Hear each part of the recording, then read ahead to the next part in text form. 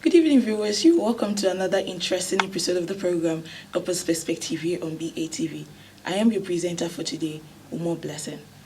CORPERS Perspective is a program where we gain insight from other core members as they share with us their ideas, their knowledge, and also their experiences.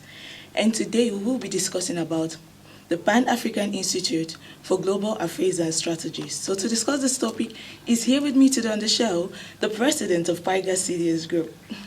Welcome, sir. Thank you very much. Nice to have you today on the show. I'm glad to be here. All right, may I meet you, please? All right. My name is Picard Anensem Theophilus. Okay. And I'm the president of the Pan-African Institute for Global Affairs and Strategies, CDS, Bauchi CDS. Okay. Yeah. Nice to have you. Thank you very much. Okay, so back to our topic, PIGAS. I want to know what's the full meaning of PIGAS and what is it all about? Okay. So like I said, PIGAS is an acronym that stands for the Pan-African Institute for Global Affairs and Strategies. Okay. And PIGAS is a body that stands in to advocate and give a voice for Pan-Africanism. Okay. Pan means global. Global. Exactly. So it's an institute that was established to be the voice for African needs. Okay. Their performances in global stage, right? And Pan-Africanism is the voice for Africans. Yeah. So PIGAS comes in place to help see how Africans are represented fully in global affairs, in global strategies, whatever has to do with global interactions that affect Africans. That is what PIGAS is all about. No, thank you very much. So when did this Pan-Africanism come into law? Okay. There are various times it actually came into law. There are people that started it, then some people collected it, right? So we don't have like a specific and depending on when a country, an African country, decides to cue in to the initiative, so that's when it's going to be recorded that it started in their own country. So it's not something that they sat down and every country just adopted it. Every country adopted it at when it needed to hear her voice to be heard in the global, affairs and global state. So we don't have a specific time that it started. We just have a year that it started, and that was about 1970. Right, so that's when 1978. Yes. Wow. So that's when we have it started like fully. Yes. So basically that's when the Pan-Africanism and the movement that all Africans will be represented in the global stage fully, that's when the movement started. Wow. Yeah. Okay, that's quite interesting. Okay, so I want to know, as a PIGAS CDS group or as a PIGAS personnel, what are your saddled responsibilities? Okay. For PIGAS, right? PIGAS is saddled with a lot of responsibilities, and the Pan-Africanism is not just that our voice is going to be heard in the global affairs and global stage alone. We have strategies that we also want to put Africans on the map as well. Okay. Exactly. Yeah. So for every time we have what we are saddled to do. What do we do in PIGAS, right? We advocate for the youth. Okay. We advocate for the less privileged. Okay. We advocate for corruption. We advocate for a better African country. We advocate for a better place for Africans to grow, to multiply, to produce. As I'm talking about, when we're talking about production this time around, to produce, when it comes to business, good. We advocate that African is the map. You get so we have a lot of things that we are saddled to do. But for now, for PIGAS as it stands now, we're advocating for illegal migration for Nigerian youths. When it comes to, rather for African youths. So when you come to Nigeria, we're advocating for Nigerian youth. So other countries are also advocating for their country's youth. You understand? So the PIGAS in other African countries. But for us in Nigeria, right now, PIGAS is solely saddled with responsibility of seeing how we can bring down, we can cut the rate at which a lot of Nigerian youths are traveling outside illegally. Okay, thank you very much. You say something about illegal migration. What is illegal migration, and why shouldn't people migrate? Okay. First of all, our advocacy is not that people should not migrate. Right? Yes, because I know of the Japa syndrome. A lot of Nigerians want to Japa, which is very right. Yeah, you also want to. I want to Japa. Yeah, it's very right actually. But we just want the Nigeria we have today to be an inspiration for the youth, right? So we notice that a lot of youth are actually leaving. And when we come to PIGAS, we have actually analyzed why are the Nigerians leaving, why are African youths leaving the country, right? So there are two things that makes Nigerian youths leave. We have the pull factor and we have the push factor. Push factor and the pull factor. Yes. So the push factor is the conditions of your country that you cannot bear, that pushes you out of the country, regardless of the means. Right. So, and Nigerians, we are capitalizing on that. Right. So the push factors we have, like the instability, right, of security in some places in Nigeria. We have the poor economy. We have the instability of politics. We have corruption. We have poor living standards. We have poor healthcare standards. So all these things push Nigerians. Now I'm using Nigeria because my focus is in Nigeria. So I don't know the push factor in other African countries. Right? So, but for Nigeria, these are major push factors. So this makes a lot of Nigerians not to be, how will I put it? I don't want to use the word patient. Because we don't know how long we'll be patient. Yes. So, but this makes a lot of Nigerians to actually leave because of these inconveniences, right? Then the pull factors are factors that attract you to other countries. You see how other countries are doing, and that's where you think you want to continue your life. So we have outside. So the pull factors are factors like the good healthcare we have in countries. You understand? There are good systems. Their economy, how it's stable there, you understand? So things like that are the pull factors, right? So, and you asked the illegal migration. Good.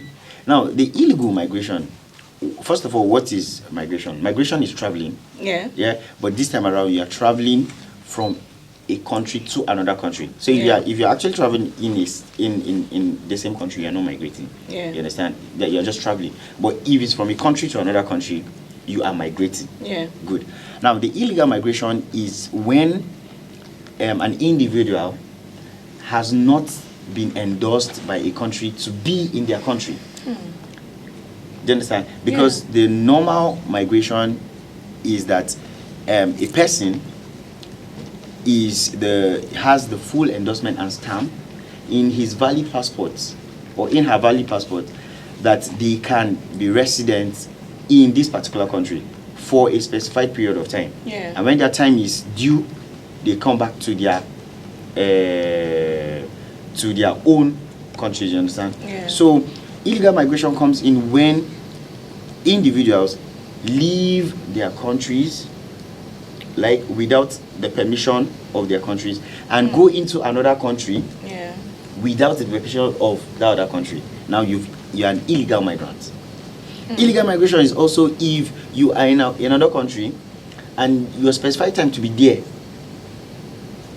is due, and you are still there, you're an illegal migrant. Okay. You get? So it's not just when you leave a country without the permission of the country, or you enter a country without the permission of the country. When you're still there, when you are supposed to be out, you're an illegal migrant. Wow. Yes. Yeah. So we have a lot of our youths. We are advocating. In fact, for our CDS last 2 months, we visited about 11 schools in Bauchi. Okay. And we didn't talk to, from primary schools to the junior secondary. We feel they still have time to, understand the system, because they are still under. Yes, a lot of their authority is from their parents. But you see, from the SS classes to the SS3, they already know that they want to leave the country, and they don't care which means. They don't care which. It's one of their dreams. Serious. Yes. I can tell. They don't care. I was there. Exactly. So we, from March, right? From I think March, April, we sensitized about 11 schools in Bauchi State, right? About illegal migration or irregular migration. Wow. Yeah. Thank you very much. I was actually enjoying that. Okay, so what are the processes to legal migration? All right, that's a very wonderful question. The processes for legal migrations are actually not much. They're actually not much. I think one thing that we have that is also making illegal migration is actually the processes of legal migration. When you apply once, twice, and you're rejected, I think most people will now result into going their own way. But the process first for illegal migration, number one, is you must have a valid passport, a valid international passport, right? Then you have a visa. Now, a visa is an official document, right, that a government endorses and stamps for you to be present in their country, or for you to leave your country to be present in another country. So that's what a visa is. So you must have a visa that is stamped and is endorsed by the country that you are going to be there. Then other processes are health requirements. Some countries have health requirements. The COVID incidents and all. So some countries you need to be physically fit. Your health standard needs to be very okay before you can come into their country. Then the fourth one is we have funds. There's usually a stipulated amount of funds that you should have before you come into a country, so that you don't come into the country and you become a burden to the country. You understand? So some countries put, maybe when we go in, I will tell you the type of visas we have, because some countries have those as part of their requirements for illegal migration, depending on what you're going there for. If you're going for a vacation, for example, there are travel visas. So if you're going for a vacation, for example, there should be an amount of money you should have. In your phone account, something like that. Yes.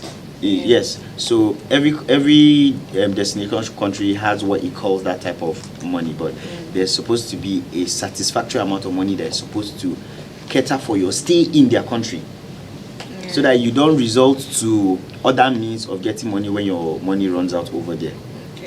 I think even for is it work and study? Yes. There is something like that. Yes, every visa usually has. Every visa, every migration requirement usually has that fund, even if it's for school visas or study visas. So what are the benefits for migration? Okay, there are a lot of benefits for migration, right? But we are all migrating for different reasons. So your benefits might not sound as if they are really benefits to me. But for migration, everybody is living for a particular reason. Some people just want to migrate and become citizens of other countries. That's their own benefits, right? But for us, as Pan-African institutes, right, when we are talking about global affairs and strategies, why we want you to migrate the right way, why we want Nigerian way to migrate the right way, is because we feel other countries are ahead of us. Okay. Yes. In fact, it's not about what we feel. It's factual. You understand? Other countries are way ahead of us. Very, very ahead of us. Very, very. So we feel if you go out there, we want you to explore, get yourself exposed, see how you can gain knowledge, gain be of added advantage to the country. So when you come back, you are coming to build your own country with what you've learned. You get? Yeah. So that's one of the greatest, I think, reasons why if you are going to migrate, you understand, that's what we're expecting you to come back with. So you go out, gain as much as you can gain, then come back, then impact your developing country. Wow. Yes. That's very nice. That's wonderful. So me, I want to ask you now. Be sincere. Do you advise one should jump back or we should stay? Yeah. You know, our advocacy for this time in Paigas is not that you should not migrate. Okay. Our advocacy is that you should not illegally migrate. Migrate. Yes, yeah. because there are a lot of hazards when you illegally migrate. But the media doesn't even say this a lot. And that is why we're advocating for it. There are a lot of hazards. You know, from maybe this part of the country, we don't see illegal migration like other parts of the country. But there are parts of the country that a lot of the youths migrate. They use the Mediterranean Sea, they use the desert, right, to migrate. Yes, deserts. How to migrate. is that possible? Exactly, because you are unaware. But people have migrated to other countries. You understand, and a lot of means, a lot of routes, right? Wow. And if you migrate in that type of a manner, that is what we are advocating. The hazards of illegally migrating. What are those hazards? Few of those hazards are: number one, you might not even reach, but people don't say it. Do you know that I think I recently saw a video of Nigerians migrating to a country I think I saw on that. the internet. On yes, the internet. you I saw think a through lot desert, is it that desert or That's a desert. Yeah, That's a I desert. saw it. A Like, lot of they were I was much. scared. I was scared for them. Like, who Now, was that? some of them die on the process because of physical instability. Some because of they ran out of water dehydration. That's so sad. When we're having one of our lectures about illegal migration, they were like, some of the supervisors were telling us that it was so bad that sometimes some people run out, dehydrate to the extent that someone has to urinate for them to take, so that they can continue the journey. That's for those using desert. Yeah. Those that are using the Mediterranean Sea might not even reach because there are policies now, right? Now the recent study that was even done was the fact that a lot of these Africans that are migrating illegally are being arrested, and they are being imprisoned because they are criminals. Yeah. You are not supposed to be in the country. Now when they are there, at intervals, their organs are sold. Wow. At intervals, their organs are sold. Right? So they are being condemned because they are criminals. They are not supposed to be in that country. So nobody knows their motive to be in that country. Yeah. Right? So they are held as hostage and criminals. So before your country can even come and rescue you, you have already broken a law in your country because you left illegally, and now you enter another country illegally, right? So they are being killed, and their organs are now commercialized in that same country. Those are the hazards.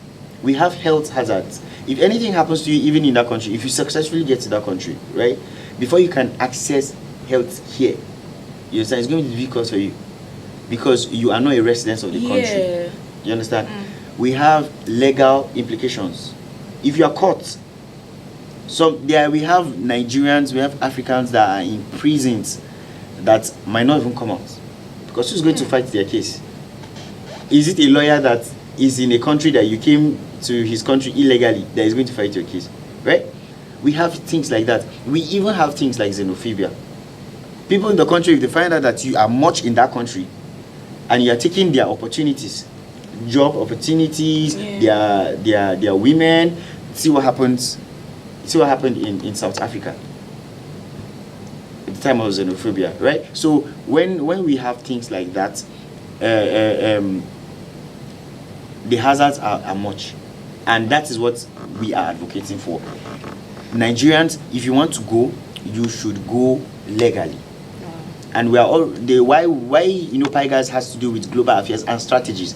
Now our strategy as a country is also for us to advocate to the bodies that are responsible for legal migration. Make it easy for these guys, right? Yeah. Don't when they have their document and everything is set, don't use sentiments, don't use religion, don't use he's not from here, so I can just mess with him.